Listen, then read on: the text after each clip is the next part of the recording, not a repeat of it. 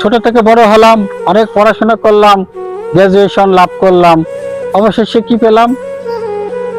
যেখানে চাকরি দিতে যাই হাজার হাজার টাকা খরচ করে চাকরির ফর্ম কিনতে হয়। তারপরে কি করতে হয়? ভাইবা বোর্ডে গিয়ে অনেক সময় ভাইবা সাকসেসফুল হওয়ার পরেও মোটা অঙ্কের টাকা ঘুষ চায়। এই ঘুষের কারণে আর চাকরি নেওয়া হলো না।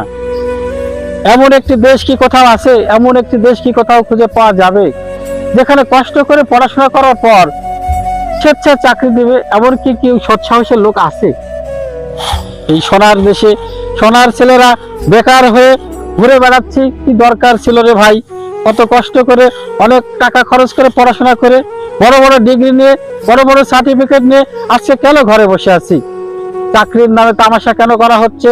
শুধু পাবলিকেশন নয়, গভর্নমেন্টের চাকরির নামেও দেখা যাচ্ছে লোক নেবে 100 জন, অ্যাপ্লিকেশন জমা নিচ্ছে 1 লক্ষ জন, 2 লক্ষ জন, আরো অগুন্তি লোক।